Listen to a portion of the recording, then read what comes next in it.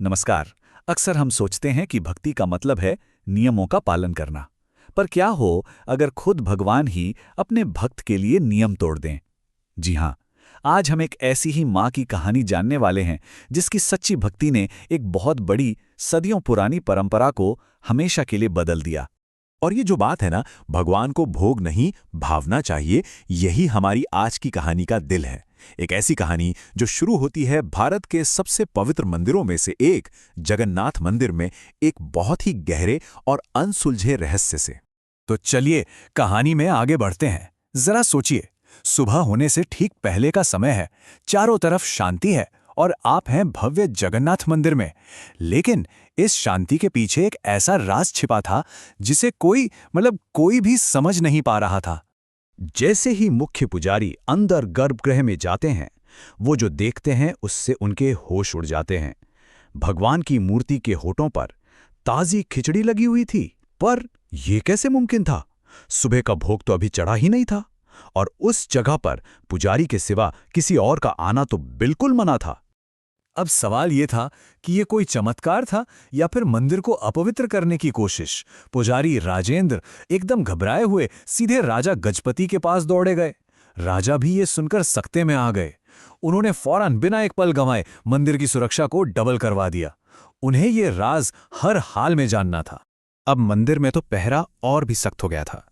लेकिन इस पूरे रहस्य का जो जवाब था ना, वो मंदिर की बड़ी बड़ी दीवारों के अंदर नहीं, बल्कि बहुत दूर एक छोटे से गांव की एक मामूली सी झोपड़ी में छिपा था।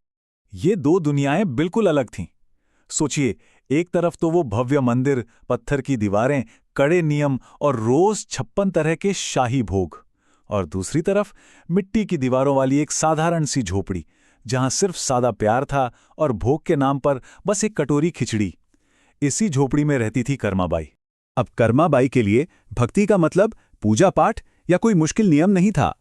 उनके लिए भक्ति का मतलब था भाव, मतलब दिल से निकली सच्ची भावना।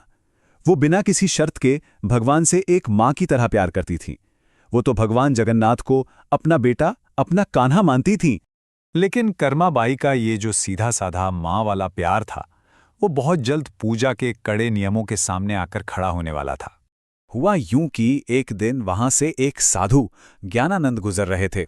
उन्होंने देखा कि कर्माबाई ने तो सुबह स्नान भी नहीं किया है और सीधे अपने कान्हा के लिए भोग बनाने लग गई हैं। ये देखकर उन्होंने कर्माबाई को टोका और डांटा कि ये पूजा का सही तरीका नहीं है। कर्माबाई का जवाब बहुत ही सीधा था। उन्होंने कहा, पर मेरे लाला को तो सुबह सुबह भूख लग जाती है, मैं उसे भूखा इंतजार कैसे कराऊं?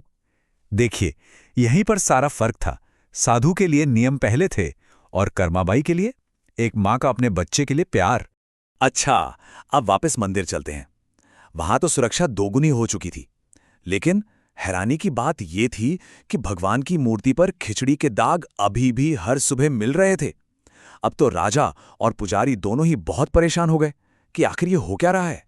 राजा गजपति इसका जवाब ढूंढ ढूंढ कर थक चुके थे और फिर एक रात उनकी प्रार्थना सुन ली गई। उन्हें एक सपना आया, एक दिव्य सपना। सपने में उन्होंने देखा कि भगवान जगन्नाथ खुद उनके सामने खड़े हैं, पर वो थोड़े परेशान लग रहे थे और वो गुस्से में नहीं थे, बल्कि एक बच्चे की तरह अपने मन की बात कह रहे थे। भगवान ने राजा से कहा, मेरी माँ कर्मा ने जो नए नियम बनाने शुरू कर दिए हैं, उससे मुझे देर हो जाती है।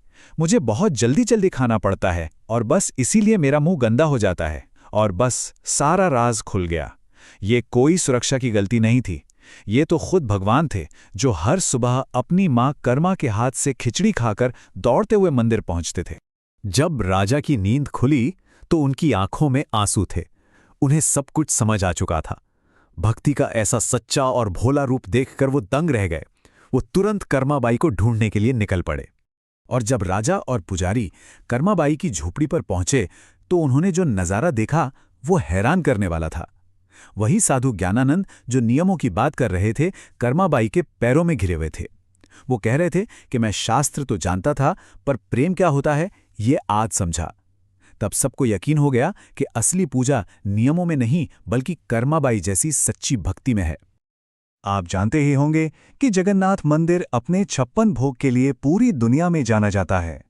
रोज पूरे 56 तरह के पकवान भगवान को चढ़ाए जाते हैं। लेकिन उस दिन कर्माबाई के उस सच्चे और निश्चल प्रेम के सम्मान में राजा ने एक ऐसा ऐलान किया जिसने आने वाली सदियों के लिए एक नई परंपरा बना दी। और ये परंपरा आज भी निभाई जाती है। आज भी हर सुबह भगवान जगन्नाथ को उन 56 भोगों से भी पहले जो सबसे पहला भोग लगाया जाता है वो है बाजरे की खिचड़ी का एक सादा सा कटोरा, कर्माबाई का भोग। ये हमें हमेशा याद दिलाता है कि कैसे एक माँ के प्यार ने एक सबसे बड़े मंदिर के नियम को हमेशा के लिए बदल दिया। तो ये थी कर्माबाई की कहानी जो हमें भक्ति का असली मतलब सिखाती है।